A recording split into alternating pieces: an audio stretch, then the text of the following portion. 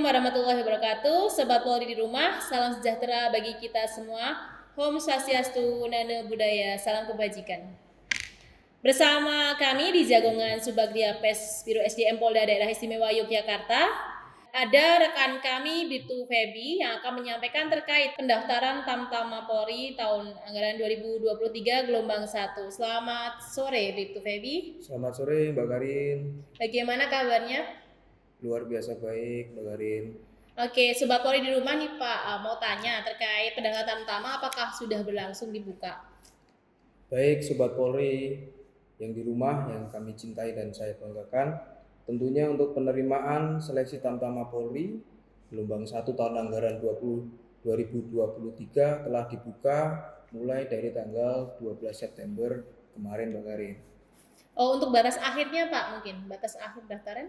Untuk batas akhir pendaftaran itu ada di tanggal 21 September 2022 ya, pendaftaran nanti akan melalui online, melalui website, nanti silahkan diklik melalui www.penerimaan.polri.go.id. Oke, baik. Tapi Sobat Polri di rumah nih Pak, ada yang belum begitu jelas mengenai persyaratan umum juga persyaratan khususnya, mungkin bisa disampaikan Pak Febi? Baik Sobat Polri, untuk penerimaan Tamtama kali ini itu ada 2 jalur. Yang pertama ada di Tamtama Brimob ya. Terus yang kedua ada di Tamtama Polair.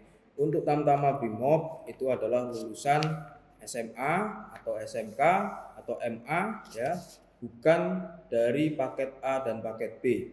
Ya, terkhusus untuk Tamtama Polair SMK jurusan yang diutamakan dari pelayaran Bu Karin.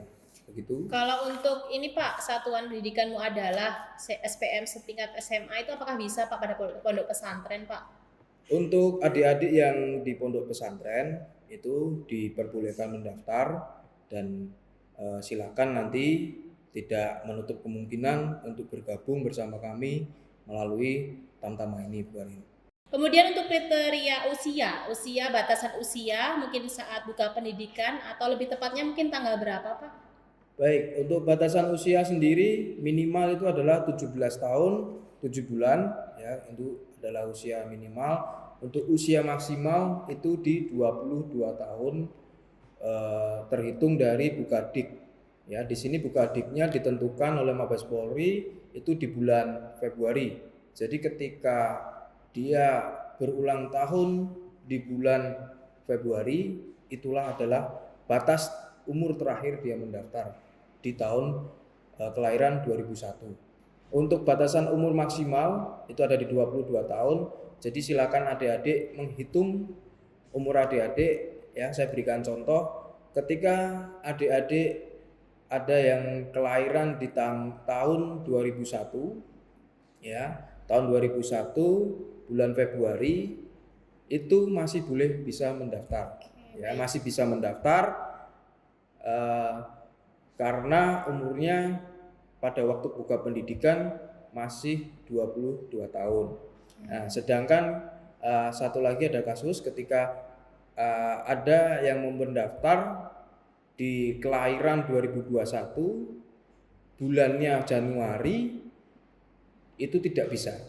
Oke, ya, dikarenakan nanti dia akan memiliki kelebihan umur 1 bulan. Ya, karena di bulan Januari bahkan mungkin 1 hari pun nggak boleh lebih ya Pak ya? Betul Bu Karina. Jadi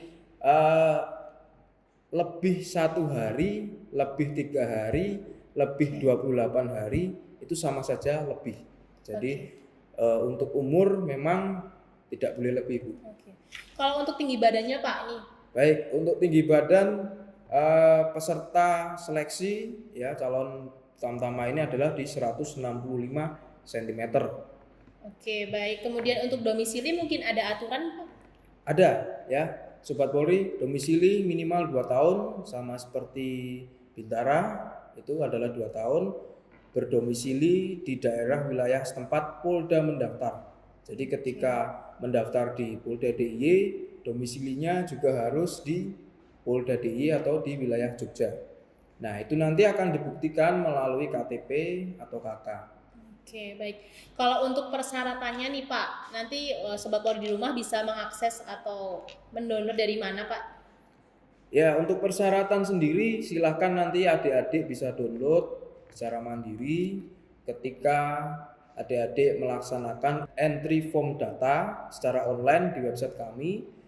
Nanti di bagian atas akan ada link untuk mendownload data persyaratan. Silakan adik-adik di-download, itu ada beberapa berkas yang harus diisi ya, baik dari biodata, selanjutnya surat-surat pernyataan untuk menjadi anggota Polri, surat pernyataan belum pernah menikah, surat persetujuan orang tua wali, dan masih banyak lagi.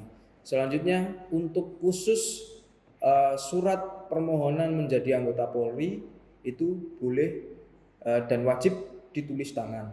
Jadi nanti sudah ada formnya, sudah ada contohnya, silakan disalin di kertas folio bergaris dan wajib tulis tangan. Ya Bu ya. Baik, khusus Pak. Untuk surat permohonan menjadi anggota Polri. Ya Pak ya. Ya. Oke, baik Pak. Sobat Polri di rumah juga masih ada bertanya-tanya nih terkait tentang KK atau dokumen lain yang sudah berbarcode, apakah perlu dilegalisir atau enggak nih Pak?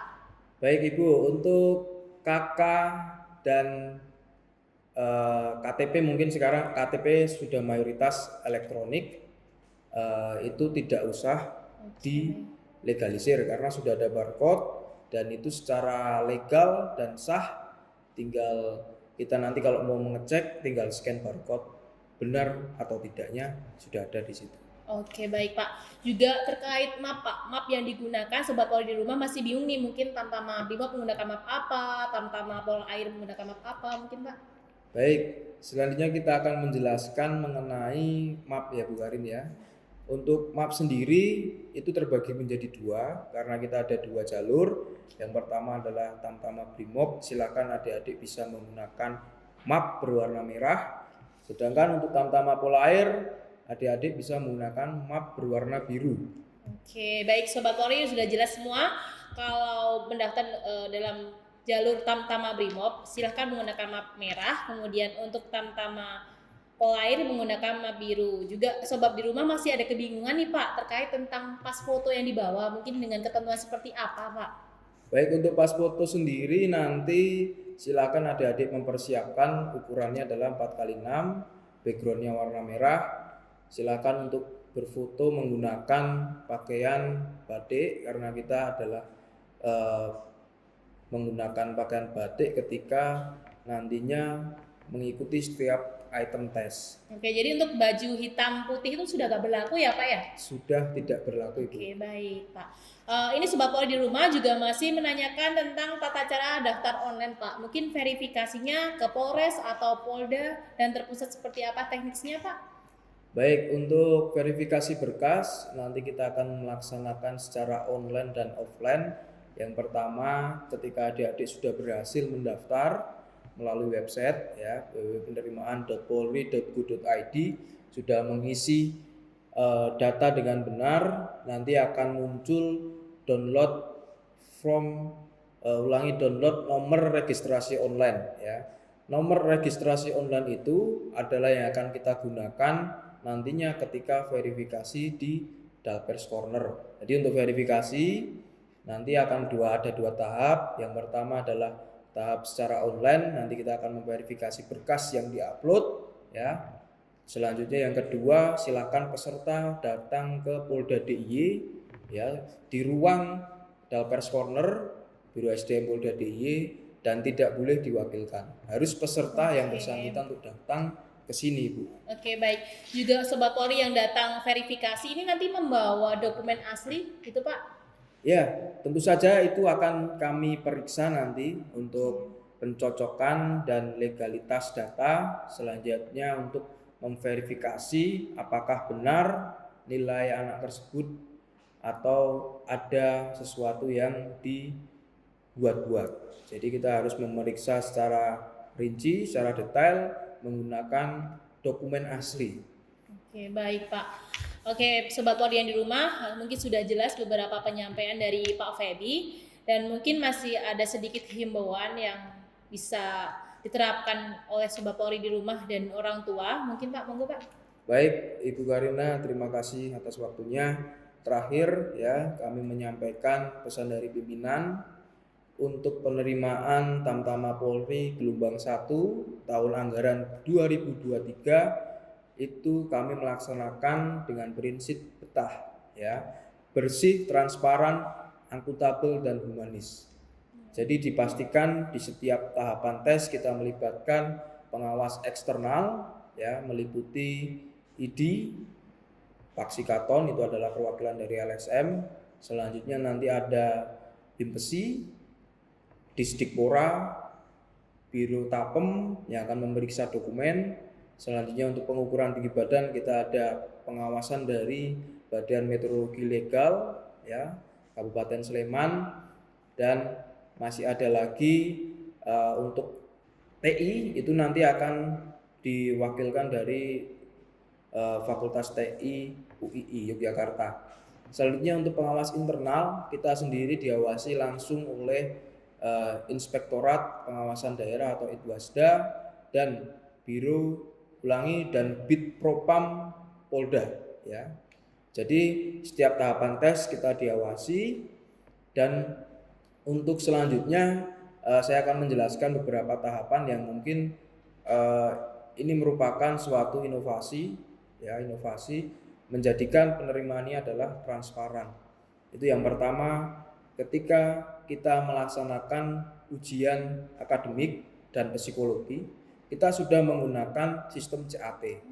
Ya, jadi tidak ada lagi nanti scanning LJK, menunggu hasil dan lain sebagainya, itu sudah tidak kita gunakan.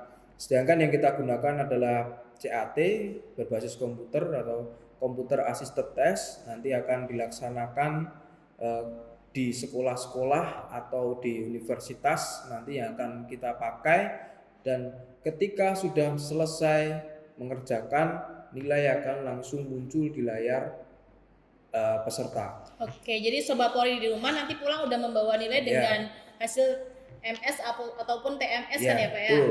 Oke, baik. Itu selanjutnya untuk